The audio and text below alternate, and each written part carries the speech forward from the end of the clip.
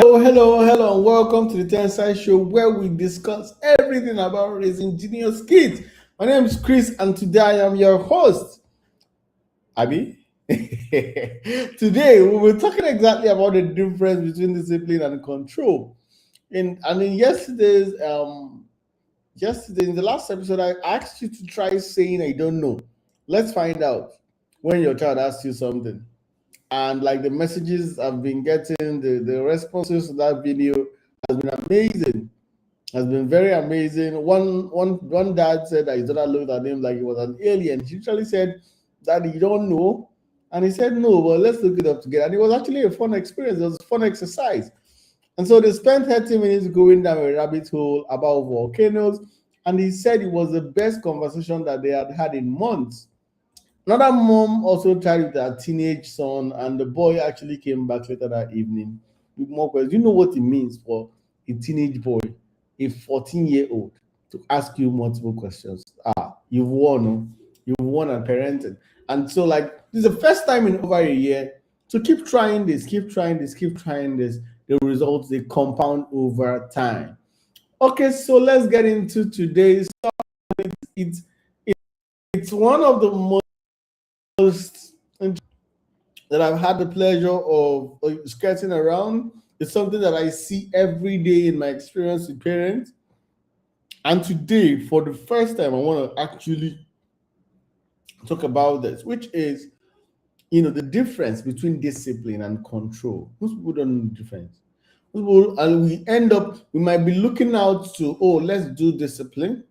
But really, what we now go and start doing is that we actually go ahead and you know become control freaks.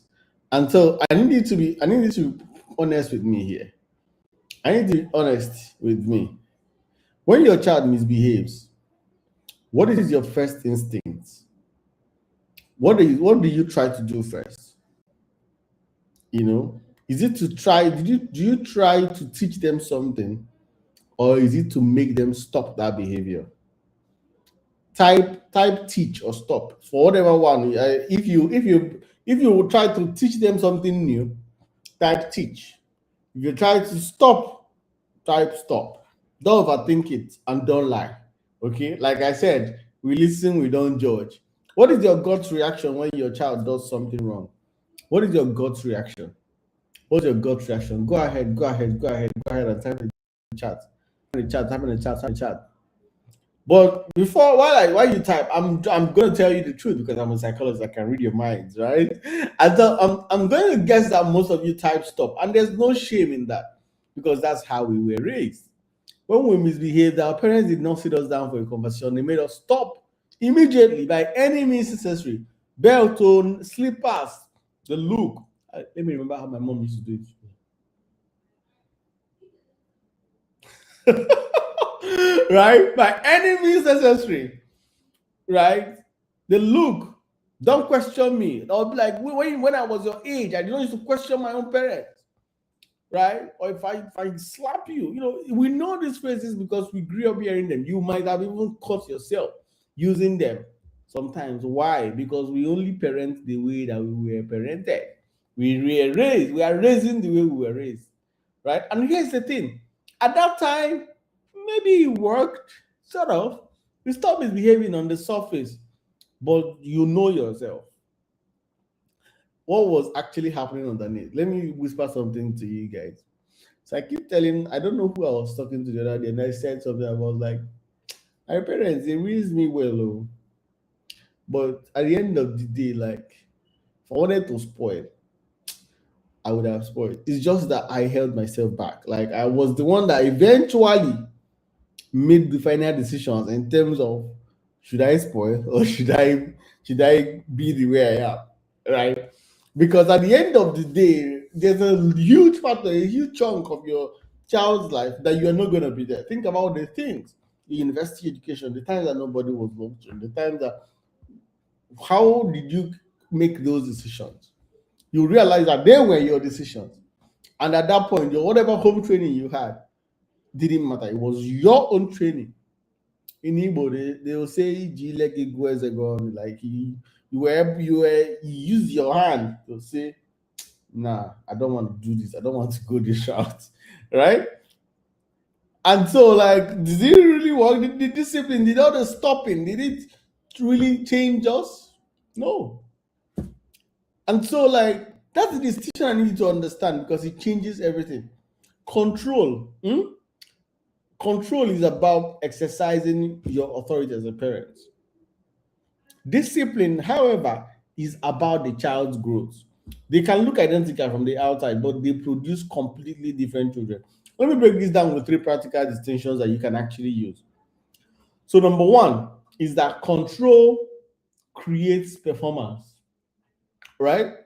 Control creates performance. Hmm? It creates performance. It's a thing that actually punishes behavior. Discipline addresses the cause. Control punishes behavior. Discipline addresses why that behavior exists in the first place. And so when your child throws a tantrum or you shout at them, right? When you shout at them, that's control. You have stopped the behavior, but you have not addressed why it happened. Was the child tired? Was the child hungry? Was the child overwhelmed? Was the child frustrated? Was it because they couldn't express something? Were they trying to get your attention? If you only stop the behavior without understanding the cause, the behavior comes back every single time. Why? Because the root of the problem is still there. But discipline is different. Discipline, it sounds like I can see you are really upset right now. Let's take a minute and then you can tell me what happened. Discipline is all right. What's going on? Can you tell me what's going on right now? Right? Discipline is firm but soft. Right? Discipline is firm but soft. So discipline is not gentle parenting, because most people will say, "Oh, that's gentle parenting. No, that's letting your child do whatever they like." No, you still have that presence, you still have that aura, but you make it safe to excavate what really is going on so that you can go in and fix it. Right? So you are addressing the behavior, but you are also addressing the human being behind the behavior. That's the major distinction. Decision number two is that control uses fear and discipline uses understanding. So when your child obeys you because they're afraid of what happens if they don't, that is control. They are not learning why this is important for them. They are not learning why the behavior matters. They are learning to avoid punishment. And so if you're, for example, I've been teaching you guys for the past 1 month, I was teaching you guys about structure. For most parents, it's about go and bring your book, read. Well, your child doesn't understand why they are doing all of that. So you doing that, you enforcing all of that is control. But if your child knows exactly why they should read, right? They know exactly why they should read, why it's important, why it's necessary, then that becomes discipline. That becomes discipline. They don't have the discipline to read. And that is what creates that change of behavior where they will do it even when you are not there. Right? Because what control does is that when you are there, when your child obeys you because they are afraid of what happens, that is control. So why they are doing it doesn't matter to them. They're just trying to avoid punishment. And the moment you are not there to punish them, the moment they feel that autonomy, then the behavior comes right back because there's nobody that can talk to them anymore. But what discipline does is that it creates understanding, it creates internal understanding. We don't hit because it hurts people. When you hit your sister, she feels pain and she feels scared of you. Is that what you want? This is exactly like, let's say, for example, when you have a situation where you're talking to maybe your child fought her sister or something. This is what you say. Now the child has a reason, because after you've told them that, oh, hitting, you don't hit someone you love. Don't you love your sister? Why will you hit them? When your child now sees that, oh, for every time I hit her, my sister will eventually feel scared of me and we will go apart. Whenever the child is angry, she would know he or she would not want to hit her sister again. You know why? Because he doesn't want his sister to grow apart. And so they don't now do that. They don't do the wrong thing, not because there's somebody there watching and making sure they don't, but because they now understood why exactly they shouldn't. Right? The decision number 3 is control says, because I said so. Nigerian parents love this. They love this. But what discipline says? Discipline says, because here is what happens when, because I said so ends the conversation. Finish. It teaches obedience without comprehension, which is what a lot of people have. Right? It's what a lot of people have. But when you use because here's what happens when it opens the child's brain to cause and effect, to consequences, to thinking. And thinking is what we are trying to build, which is why like that reward system part of structure is so important, because it is what creates direct consequences of actions. So when your child knows that cause and effect, that if I do X, Y happens, and if I do Z, A happens, that is the structure, that is the teaching, that is the thinking that helps him to self-regulate. So does this sound familiar? I want you to think about something. Does your child behave the same way at home as they do at school or anywhere else where you are not present?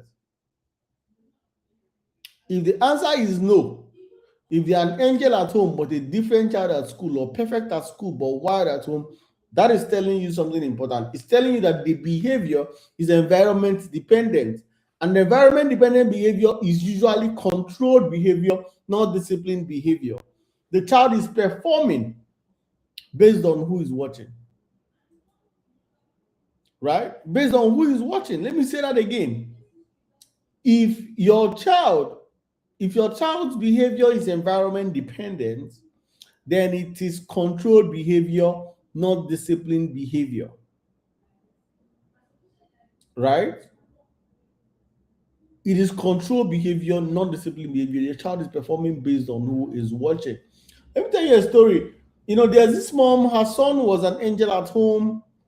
And she came to me, she was getting into trouble because her son was getting into trouble at school every single week, fighting, disrespectful to teachers. She couldn't understand it because at home, his son was an absolute angel. The son was quiet, obedient. And so she was like, Chris, I don't know who this child is at school because that's not my son. But it was the same child. What was different was at home, there was fear. Not physical fear necessarily, but the boy knew that any misstep would be met with serious punishment. The boy's father didn't take it easy at all. No discussion. So he performed at home, humble. When he got to school, there was freedom. In the school they were going to, Oyibo school, all take it easy. These schools that do really like gentle this thing. And so no one could actually like punish him. There was no punishment at school and all that. So his real emotions came out. He became a bully. The frustration, the anger, the need for control that he had learned from home. He was like a pressure cooker. He was contained at home and he was exploding in school. So what his mom realized that she was controlling and not disciplined, it was painful for her because true, she really loved her son. But using fear because she had been raising her children the way she was raised. And so, like, it took a lot of intentional work for us to start shifting that. It took weeks of choosing explanation, and sometimes she would be like, I want to pull my hair out. Children will test you. Anyways, but it took weeks of choosing explanation. Instead of saying, you are in trouble, I will deal with you today. But slowly, something started to change. something started to change. In terms of the violence in school, the boy started becoming more laid back. He started becoming more, more calculated. Instead of acting out on all of those things, he started acting more like the person he was at home.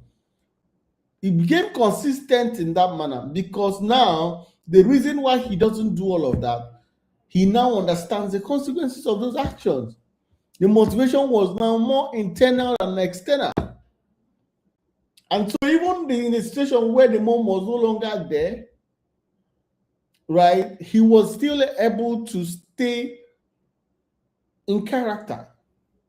And so what I want you to try is the next time your child does something wrong, before you react, pause for 5 seconds. In my first book, Parenting Made Easy, I wrote about something that we call the anger management techniques. And the first anger management technique is take a pause. Take a pause. In fact, that book, I think I said 15 minutes, 15 seconds. Right? Literally count it. 1, 2, 3, 4, 5, 6, 7, 8, 9, 10, 11, 12, 13, 14, 15. You realize that where you were when you started counting 1 and where you will be when you stop at 15, you are two different people. You are two different people. And so pause and react. I know I said 5 seconds here, but please do that 15 yeah, Joe. Right? It will feel like an eternity in the moment. Pause and ask yourself, am I about to teach this child something, or am I about to beat the hell out of them or make them afraid? If the answer is around that fear of those things, then stop. Try this instead. Get down to their level, make eye contact and say, why exactly? Is there a particular reason why you did this? And say, when you do X, it causes Y. That is why we don't do this. Do you understand? So do you see what you did wrong? What are you going to do now? And then they apologize and all of that. Let them process it. See if they respond differently, right? If they respond differently, then you tweak based on that. But what you are going to see is that you'll be surprised. Children who are giving reasons are far more cooperative than children who are giving orders, because they're not just obeying, they're actually understanding. Right? I hope that this episode has really taught you something. If this conversation has mattered to you, if it has taught you something important, do well to subscribe, okay? Do well to subscribe to this channel so you don't miss the next episode. We're doing this every day, one episode at a time. Hit that subscribe button. Make sure you share this video with anyone who you know would desperately need this, who you have seen. You can even also rewatch and rewatch it again because it really, really helps. Congratulations on staying to the end. Make sure you share this stream with one of your loved ones, and I'll see you in the next one.